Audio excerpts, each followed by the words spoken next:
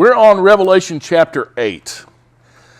Now, in Revelation 8, we have the opening of the seventh seal, which introduces the seven angels with the seven trumpets.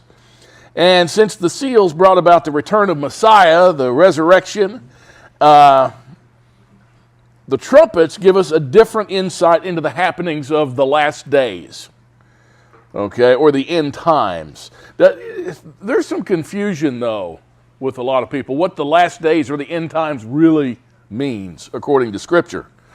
Now, we're told in several parts of Scripture that these terms are a definite reference to the time of the return of Messiah and his reign on earth, like in Isaiah 2, verse 2. Now, it will come about in the last days. The mountain of the house of Yahweh will be established as the chief of the mountains. It'll be raised above the hills. All nations will stream to it. It says all Torah will be taught from there. Ezekiel 38, verses 15 and 16. This is about the invasion of Gog and Magog, which could happen very soon. And you'll come from your place out of the remote parts of the north, you and many peoples with you, all of them riding on horses, a great assembly and a mighty army. And you'll come up against my people Israel like a cloud to cover the land. It'll come about in the last days that I shall bring you against my land in order that the nations may know me, when I shall be sanctified through you before their eyes, O Gog. And Hosea 3, verse 5 also refers to that time when the return of Messiah, the resurrection, his reign on earth. Afterward, the sons of Israel will return and seek Yahweh their Elohim and David their king, and they'll come trembling to Yahweh, to his goodness in the last days. But these terms are also used in reference to the time before the return of Messiah. In Daniel 11, verses 39 and 40, and he'll take action against the strongest of fortresses with the help of a foreign god, and he'll give great honor to those who acknowledge him, and he'll cause them to rule over many, and he'll parcel out land for a price. And at the end time, the king of the south will collide with him, and the king of the north will storm against him with chariots, with horsemen, many ships. He'll encounter countries, overflow them, and pass through. Oftentimes, the terms refer to some undetermined point in time. Look at 2 Timothy 3, starting in verse 1. But realize this, that in the last days difficult times will come. For men will be lovers of self, lovers of money, boastful, arrogant, revilers, disobedient to parents, ungrateful, unholy, unloving, irreconcilable, malicious gossips, without self-control, brutal, haters of good, treacherous, reckless, conceited, lovers of pleasure rather than lovers of Elohim, holding to a form of godliness, although they have denied its power, and avoid such men as these. When have men not been that way? It sounds like Congress. Yeah, there you go. What I'm just saying is that could be describing right now. Yeah, I could be describing right now, sure. But it could have been describing men for a long time. The fact of the matter is you have to go to Daniel 11 and realize that's what he's teaching Timothy, is Daniel chapter 11. But here also in James 5, the first 3 verses, come now, you rich, weep and howl for your miseries which are coming upon you. Your riches have rotted your garments and have become moth-eaten. Your gold, your silver have rusted, and their rust will be a witness against you and will consume your flesh like fire. It's in the last days that you've stored up your treasure. So the term doesn't necessarily mean the time of the return of Messiah.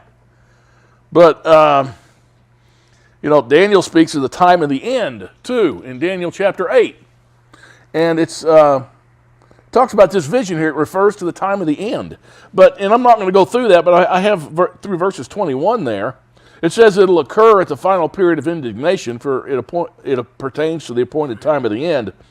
But it's talking about the time of the end of the Babylonian captivity. Okay? That's what it's referring to. The end of the indignation. All right? The indignation of being slaves in Babylon. That's what that whole Daniel 8's about. It's about the Persian Empire and the Greek Empire in battle. And he refers to that as the time in the end. And the term the last days and end times are used to describe the time. You know what it really is a reference to? It's referring to the time when Messiah came until when he returns. Okay? It's that whole time frame. That's the end times and the last days. Look at Acts 2, starting at verse 15. For these men are not drunk, as you suppose, for it is only the third hour of the day. And this is what was spoken of through Joel, the prophet Joel. It shall be in the last days, Elohim says, I'll pour forth my spirit upon all mankind. Your sons and your daughters shall prophesy, your young men shall see visions, your old men shall dream dreams. And that was at Pentecost, after the resurrection and the ascension. And in Hebrews 1, the first 2 verses, this is very telling here. Elohim, after he spoke long ago to the fathers and the prophets in many portions and in many ways, in these last days has spoken to us in his Son, whom he appointed heir of all things, through whom also he made the world. These are called the last days. Daniel prophesies. He says that prophecy will be sealed up until the time of or after Messiah. In Daniel 12, verse 9, he said, go your way, Daniel, for these words are concealed and sealed up until the end time. But we're told, John was told, Revelation, don't seal up these words because we're in the end times. Okay? It also explains why Revelation is described as happening near or ready. Here at the end of Revelation 22, verse 10, he said to me, do not seal up the words of the prophecy of this book, for the time is near. And the word means ready, starting now. And he's right. This revelation started right after the time of John, or really during the time of John. And that's where chapter 8 picks up, is after the time of John. Or during his time, actually. You know, after the scene of the return of Messiah and judgment and glory in chapter 7, we return to see the opening of the seventh seal, and that begins the blowing of these trumpets. Keep in mind, Revelation is not a linear book. And so many people want to interpret it that way. It's not linear. Not at all. It's going to take you through a kingdom or an empire. Maybe at the beginning, maybe not, up till its end and its fruition. And at the end, it's the return of Messiah. Okay, then it's going to go talk about another empire, another kingdom. Maybe from its beginning, maybe it's already underway, up until its end, and then the return of Messiah. Then it's going to look at another empire. Look at it from some period of time up until the end, the return of Messiah. You see, all these empires have one thing in common, though. They occupied the land of Israel. They controlled it for a period of time. Now, Yeshua has this, what is that sealed book again? Title deed to Israel. Okay? And as we learn through Jeremiah and also Ruth, until the squatters, those that claim the land, are out, then he can't redeem the land for himself. So he's going to go through these people that claim the land up until the time of his return. That's what Revelation's all about. Now, there's a lot of symbols in this, and we talked about the symbols. We talk about these a lot because it's very important in understanding Scripture. This is all symbolic, Revelation is, but they're all symbols of very tangible things. All right, they're not symbols where, okay, symbolic, don't worry about it. No. They mean things. They mean things. Scripture is of no private interpretation. You have to look through the rest of Scripture to figure out what's being said. Let's take a look at Revelation 8. And when he broke the seventh seal, there was silence in heaven for about half an hour. Well, silence in heaven. Now, why silence? You got to look at the reason. Let's look at Scripture, what it says about it. This is all of creation being silent because Elohim is about to be aroused in judgment. In Zephaniah 1, verse 7, be silent before Adonai Yahweh, for the day of Yahweh is near. For Yahweh has prepared a sacrifice, he has consecrated his guests. Look at this passage, very telling in Zechariah 2, starting at verse 11. And many nations will join themselves to Yahweh in that day and will become my people. Then I'll dwell in your midst, and you will know that the Yahweh of hosts has sent me to you. And Yahweh will possess Judah as his portion in the Holy Land and will again choose Jerusalem.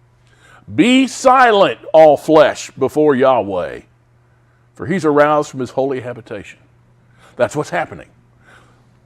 All of flesh is to be silent because Yahweh is going to possess Judah as his portion in the Holy Land and will again choose Jerusalem. Verse 2. And I saw the 7 angels who stand before Elohim, and 7 trumpets were given to them. Now, we don't know the identity of these 7 angels. I don't think that's important. They weren't given names here. Verse 3 of Revelation 8. And another angel came and stood at the altar, holding a golden censer.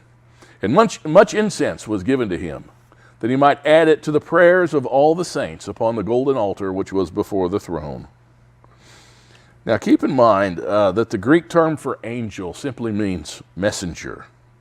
This angel could, and very well probably is, Yeshua. Just because it says, I'm not saying Yeshua is, has wings and a bare baby butt floating around, okay? That's not, because you say angel, it just means messenger. He is acting as mediator between Elohim and mankind here. That's what he's doing. And the incense, what is the incense representative of? The prayers going to the Father.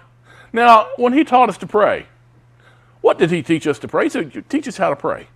I don't think people take this seriously enough. Our Father who art in heaven, hallowed be thy name. Oh, thy kingdom come, and your will be done on earth as it is in heaven. Did you realize that what you're praying for? That's what he told you to pray for. He said that's the first thing you should want in your prayers, is his kingdom to come and his will to be done on earth like it is in heaven. And that's what's happening. That's what these prayers are. See, he wasn't being haphazard when he taught us how to pray. Verse 4, and the smoke of the incense with the prayers of the saints went up before Elohim out of the angel's hand. And that's what these prayers are. It's his kingdom to come, and that's what's going to happen. Verse 5, and the angel took the censer, and he filled it with the fire of the altar and threw it to the earth. And there followed peals of thunder and sounds and flashes of lightning and an earthquake. In the Torah, the high priest took a censer with him as he carried it into the Holy of Holies, as he carried the blood in there. This ritual is slightly different. We have prayers coming from heaven after the censer is offered to Elohim and it's hurled down to the earth. And we have peals of thunder and sounds and flashes of lightning. Keep in mind, we're going to get another view of the last days when we had our other view of the last days starting in chapter 4. That's how it started also. In Revelation 4, verse 5, and from the throne proceeded flashes of lightning and sounds and peals of thunder. And there were 7 lamps of fire burning before the throne, which are the 7 spirits of Elohim. Let's go to verses 6 and 7. And the 7 angels who had the 7 trumpets prepared themselves to sound them. And the first sounded, and there came hail and fire mixed with blood, and they were thrown to the earth. And a third of the earth was burned up, and a third of the trees were burned up, and all the green grass was burned up. Okay, this is a direct judgment from Elohim. What is it? Well, the hail and fire mixed with blood is a reference of the judgment of Elohim coming to the earth. In Psalms 11, verses 5 through 7, Yahweh tests the righteous and the wicked. The one who loves violence, his soul hates. Upon the wicked he will rain snares. Fire and brimstone and burning wind will be the portion of their cup. For Yahweh is righteous, he loves righteousness. The upright will behold his face. Isaiah 28, verse 2. Behold, Adonai has a strong and mighty agent. As a storm of hail, a tempest of destruction, like a storm of mighty overflowing waters, he has cast it down to the earth with his hand. Isaiah 30, verses 30 and 31, and Yahweh will cause his voice of authority to be heard, and the descending of his arm to be seen in fierce anger and in the flame of a consuming fire, and cloudburst, downpour, and hailstones. For at the voice of Yahweh, Assyria will be terrified when he strikes with the rod. So, it says that the earth, or a third of the earth, or the land, is to be burned up. Means it's going to be judged. A third of the trees and all the green grass. A third of the trees and all the green grass. What do trees represent in Scripture? Oh, trees represent men. Particularly, in this case, those that are prideful. Look at Isaiah 2, verses 12 and 13. For the Yahweh of hosts will have a day of reckoning against everyone who is proud and lofty, and against everyone who is lifted up, that he may be abased. And it'll be against all the cedars of Lebanon that are lofty and lifted up, against all the oaks of Bashan. And I Googled cedars of Lebanon and oaks of Bashan and gave you a picture of each one. Just prideful people. Okay, of the earth. Okay? Right. Yeah. Or a third of them. Third of them. Also, Isaiah 10, verses 33 and 34. Behold, Adonai, the Elohim, or the Yahweh of hosts, will lop off the boughs with a terrible crash. Those who are tall in stature will be cut down. Those who are lofty will be abased. He'll cut down the thickets of the forest with an iron axe, and Lebanon will fall by the mighty one. Also, Zechariah 11, verses 1 and 2. Open your doors, O Lebanon, that a fire may feed on your cedars. Wail, O Cypress, for the cedar is fallen, because the glorious trees have been destroyed. Wail, O oaks of Bashan, for the impenetrable forest has come down. You see how consistent he is in his symbolism. In Isaiah and also Zechariah, speaking of the same things in reference, symbolically, trees referencing the proud.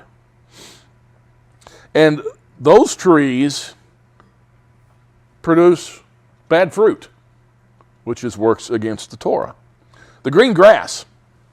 You know what the green grass is symbolic of? Just the unrighteous. The unrighteous. Look at 2 Kings 19, verses 25 and 26. Have you not heard? Long ago I did it. From ancient times I planned it. Now I have brought it to pass that you should turn fortified cities into ruinous heaps. Therefore their inhabitants were short of strength. They were dismayed and put to shame. They were as the vegetation of the field and as the green herb, as grass on the housetops is scorched before it is grown up. Look also at Psalm 37, verses 1 and 2. Do not fret because of evildoers. Do not be envious toward wrongdoers, for they will wither quickly like the grass and fade like the green herb. Okay. So, in this description of his return in the previous chapter, we're told that before the sea, or the Gentile nations and trees, the unrighteous, are destroyed, Elohim wanted to have his people sealed. And that's in Revelation 7, verse 3, and I don't have that here. But it's not everybody. It's the unrighteous and the proud. Go to Revelation 8, verses 8 and 9. The second angel sounded, and something like a great mountain burning with fire was thrown into the sea, and a third of the sea became blood. And a third of the creatures which were in the sea and had life died, and a third of the ships were destroyed. Okay, here we go. What is this that is described as something like a great mountain burning? Babylon is described as a destroying mountain which destroys the whole earth. And after Babylon was prophesied as being destroyed, they were called a burnt out mountain. That's in Jeremiah 51, verse 25. Behold, I'm against you, O destroying mountain, who destroys the whole earth, declares Yahweh. And I'll stretch out my hand against you and roll you down from the crags, and I'll make you a burnt out mountain. Mountains in Scripture are metaphorically used to describe kingdoms. Now, the mountain being described here, I'll tell you who it is, then we'll prove it. It's the Roman Empire. Okay? It was thrown into the sea. The Roman Empire was. The burning mountain was thrown into the sea. What does that mean? Well, now, the waters is described as being the multitudes or the nations, and many peoples and nations in reference to the Roman Empire, which is Revelation 17:15, he said to me, the waters which you saw where the harlot sits are peoples and multitudes and nations and tongues. So it's just the world, the people in the world. The Roman Empire was thrown onto the people. The Roman Empire was very flawed, okay? And it was a very destructive empire. But you know what it did bring? It brought law and order, okay? It was you take a lot of Europe in that area, it was very barbaric. And the Roman Empire brought a lot of law and order and authority and judgment upon those who broke its laws. The ships are prideful and lofty men. We just read about the ships here. A third of the creatures which are in the sea had life and died, and a third of the ships were destroyed. Isaiah 2, notice we've already gone to Isaiah 2 the third time now.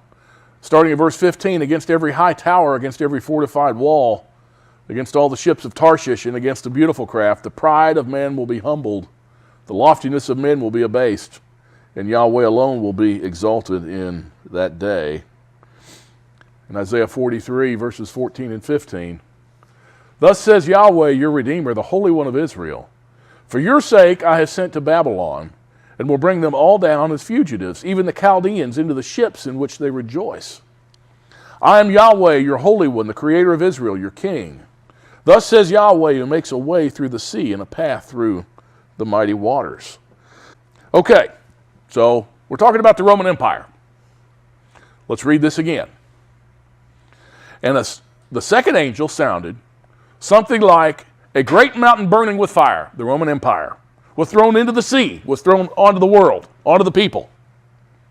And a third of the sea became blood, and a third of the creatures which were in the sea had life died, and a third of the ships were destroyed. Lawless, prideful, and barbaric people were brought to justice, were brought to law and order. In a destructive way, but that's what they did. And that's what happened.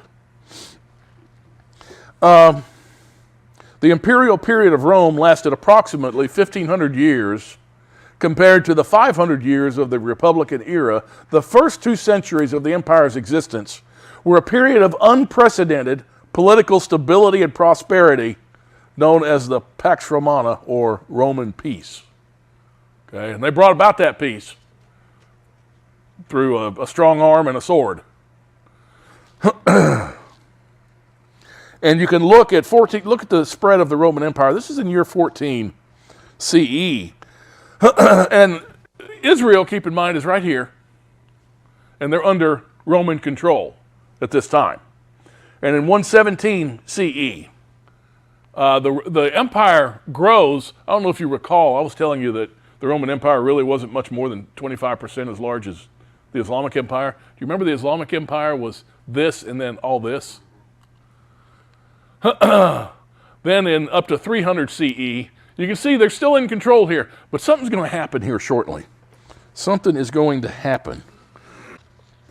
The occupants of the land of Israel since the time of Messiah, there were really 7 periods of occupation. And that first one was the Roman Empire, and it started at 64 BCE until 324 CE. That's described in Revelation 8, verses 1 through 9. Let's keep going. Verses 10 and 11. And the third angel sounded, and a great star fell from heaven, burning like a torch. And it fell on a third of the waters and on the springs of waters. And the name of the star is called Wormwood. And a third of the waters became wormwood. And many men died from the waters because they were made bitter. You know, it keeps saying a third, a third. It says it here too, a third. This star that fell from heaven, that's the same one. It's the burning mountain. What's the difference between a burning mountain and a star? Say a burning mountain coming from the sky and a star. What's the difference? Nothing. Okay. Same thing. Different way to describe it. But here it's called wormwood.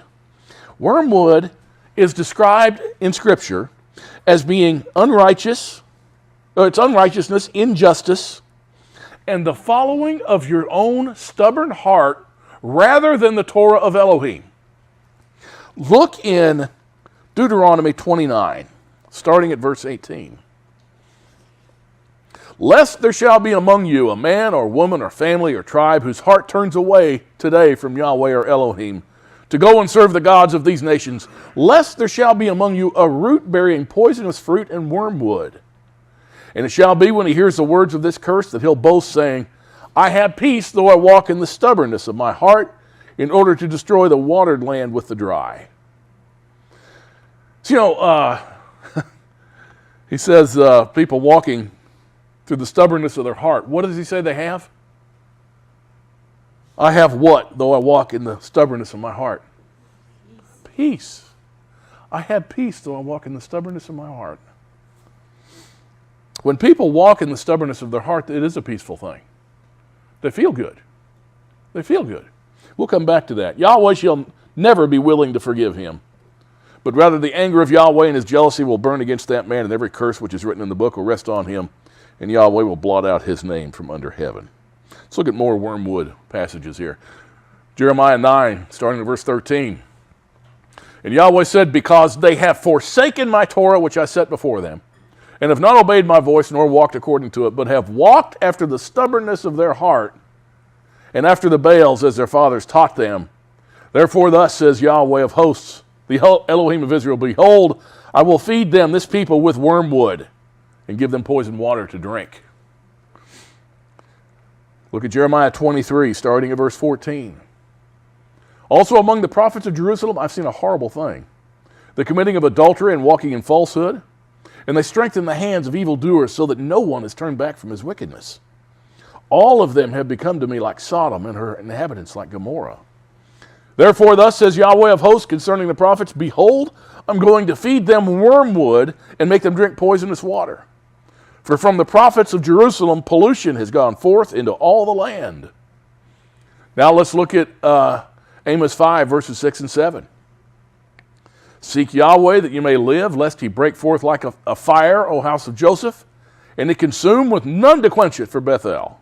For those who turn justice into wormwood and cast righteousness down to the earth. And Amos 6, verse 12, do horses run on rocks, or does one plow them with oxen? Yet you have turned justice into poison, and the fruit of righteousness into wormwood. The Roman Empire brought Roman armies to force peace on the earth. It brought something else too. It brought something else. In 313 AD, Emperor Constantine legalized Christianity in the Roman Empire. Christianity replaced the Roman religion and became the universal religion of Europe eventually. What does he say you have with wormwood? Though you walk in the stubbornness of your heart, what do you have? Peace. What does Christianity follow? Their heart. You want to have that feeling, you know? You got to have that feeling, that loving feeling, like the Righteous Brothers would sing. The warm fuzzy. Does that song say warm fuzzy in it? It should. But isn't that what Christianity is about, is the warm fuzzy? I mean, if you were a Christian and you never got that warm fuzzy, you were never a Christian. You weren't saved. You weren't saved. There you go. What's Christmas all about? I don't know. Mike, I don't know. Yeah, you do. It's that warm fuzzy. Yeah. It's the warm fuzzy. It's the warm fuzzy of all warm fuzzies. It's the fuzzy wuzzy. Yeah. Well, that's correct. That's correct. Well, you see, something happened to the Roman Empire, though, about this time when they declared Christianity the worldwide religion. Something happened. The Byzantine period. Early in the 4th century, Roman Empire split, and Constantinople became the capital of the East Roman Empire, known as the Byzantine Empire. Under the Byzantines, Christianity, dominated by the Greek Orthodox Church, was adopted as the official religion. Jerusalem became a Christian city, and Jews were still banned from living there. See, it became, the empire split. And I don't know why I didn't realize this at the time, but yeah, the Roman Empire controlled Israel after this, but it was the Eastern Roman Empire that did. here we are. Here's the Roman era. This shows at 395. You see this, this light purple is the Byzantine Empire, and the dark purple is the Western Roman Empire. See, now they're controlled by the Byzantines. And the Byzantines specifically are the wormwood. There it is in 476. And then in 565. See, it goes, these things battle back and forth. They battled with the Western Roman Empire, too, by the way. The East and the West didn't like each other. Oh, in 629, there's this green cancer coming up here. Okay? And it's just starting. And we'll come back to that in a few weeks. But that green cancer is bad, bad, bad, bad, bad. Let's look at verse 12. And the fourth angel sounded, and a third of the sun, the third of the moon, the third of the stars were smitten, so the third of them might be darkened, and the day might not shine for a third of it, and the night the same way. Okay, here's a review question. What's the sun, moon, and stars represent in Scripture? Israel. Israel. When you read this, what's that tell you about Israel? They're in trouble. Right. They're in trouble. Historically, the Jewish people suffered greatly at the hands of Christianity and the Roman Empire. They were at least smitten and not allowed to be obedient to Torah in many ways. Jews were severely persecuted by the Roman Empire by disallowing their religious practices, forbidding mixed marriages, and treating the Jew as a lower life form compared to the Christian. Follow along with me here. The Middle Ages, for the Jew at least, begin with the advent to power of Constantine the Great, which started the Byzantine Empire. He was the first Roman emperor to issue laws which radically limited the rights of Jews as citizens of the Roman Empire, a privilege conferred upon them by Caracalla in 212. As Christianity grew in power in the Roman Empire, it influenced the emperors to limit further the civil and political rights of the Jews. Most of the empirical laws that dealt with the Jews since the days of Constantine are found in the Latin Codex Theodosianus and the Latin and Greek Code of Justinian. Both of these monumental works are therefore very important, for they enable us to trace the history of the progressive deterioration of Jewish rights. The real significance of Roman law for the Jew and his history is that it exerted a profound influence on subsequent Christian and even Muslim legislation. The second-class citizenship of the Jew, as crystallized in the Justinian Code, was thus entrenched in the medieval world, and under the influence of the church, the disabilities imposed upon him received religious sanction and relegated him even to lower levels. That's from fordham.edu. Now here we are. We have looked at the occupants of the land of Israel since the time of Messiah, and you can check two of them off in the past. You could look at those as being the same, the Roman Empire and the Byzantine, because it's just the other half, but they were separate at that time, and Revelation 8 covers them. And in verse 13, and I looked and I heard an eagle flying in mid-heaven, saying with a loud voice, "Woe, woe, woe to those who dwell on the earth, because of the remaining blasts of the trumpet of the three angels who are about to sound." You know, what was the symbol of the Roman Empire? It's an eagle. It's a flying eagle in mid-heaven. The eagle was the symbol of the mighty Roman Empire, of the emperors such as Caesar, as well as mythological symbol representing the Greek god Zeus.